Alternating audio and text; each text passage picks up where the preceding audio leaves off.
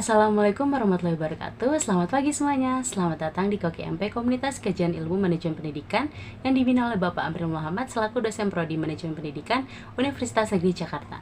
Perkenalkan, nama saya Deviana Safa dari prodi Manajemen Pendidikan Universitas Negeri Jakarta angkatan 2020 kelas A. Pada video kali ini saya akan membahas mengenai kerjasama tim yang bersumber dari buku berjudul Manajemen Sumber Daya Manusia, Membangun Tim Kerja yang Solid untuk Meningkatkan Kinerja, karya Profesor Dr. Lijan Poltaksinambela. Selamat menyaksikan, jangan lupa like, comment, and subscribe ya. Kerja sama tim. Kerja sama tim merupakan suatu kemampuan untuk bekerja bersama dalam mewujudkan visi dan misi bersama. Melalui kerja sama tim yang kuat, kita bisa meraih suatu pencapaian besar yang mungkin tidak pernah kita pikirkan sebelumnya. Itulah mengapa kerja sama tim menjadi suatu hal yang harus dibangun dan dijaga dengan baik. Karakteristik membangun kerja sama tim. Pertama, mempunyai komitmen terhadap tujuan bersama.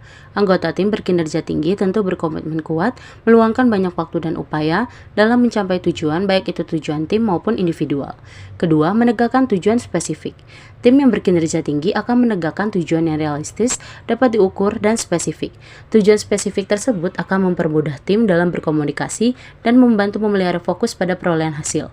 Ketiga, kepemimpinan dan struktur. Tim yang berkinerja tinggi tentu di dalamnya memerlukan kepemimpinan dan struktur yang kuat. Tujuannya untuk memberikan fokus dan pengarahan serta memastikan bahwa tim dipersatukan pada cara untuk mencapai tujuan yang telah ditetapkan. Keempat, menghindari kemalasan sosial dan bertanggung jawab. Tim yang berkinerja tinggi tentu harus mengurangi masalah kemalasan sosial tersebut. Hal ini akan membuat anggota tim dapat dimintai pertanggungjawaban, baik itu secara individual maupun tim. Yang kelima, mengembangkan kepercayaan timbal balik yang tinggi.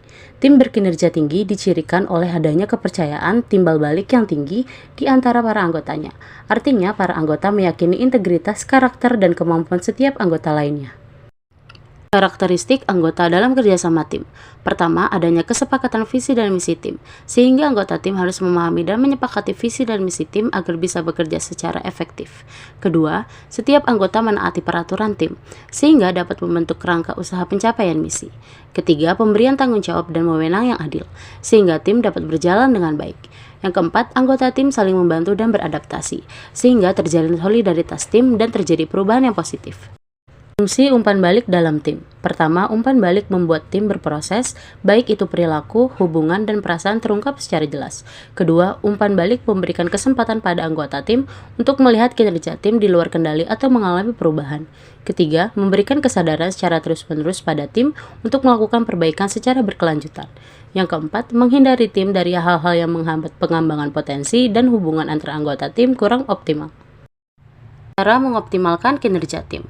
Yang pertama, mempertahankan konsistensi kinerja baik secara individual maupun tim.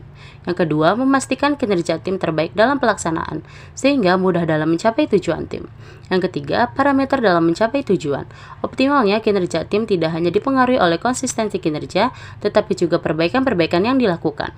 Yang keempat, tim yang optimal dalam pelaksanaan kerja. Hal ini ditandai dengan baiknya keterampilan dan pemahaman anggota terhadap tugasnya.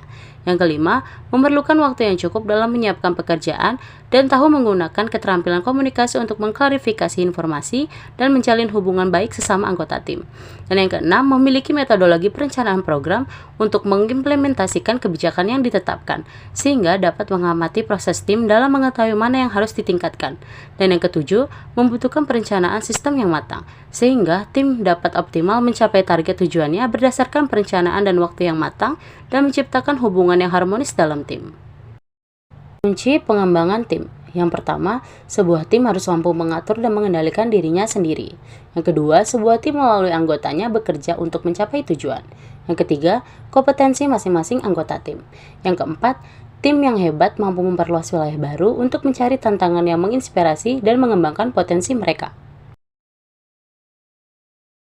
Baik, itu dia pemaparan yang dapat saya sampaikan. Semoga bermanfaat bagi kita semua.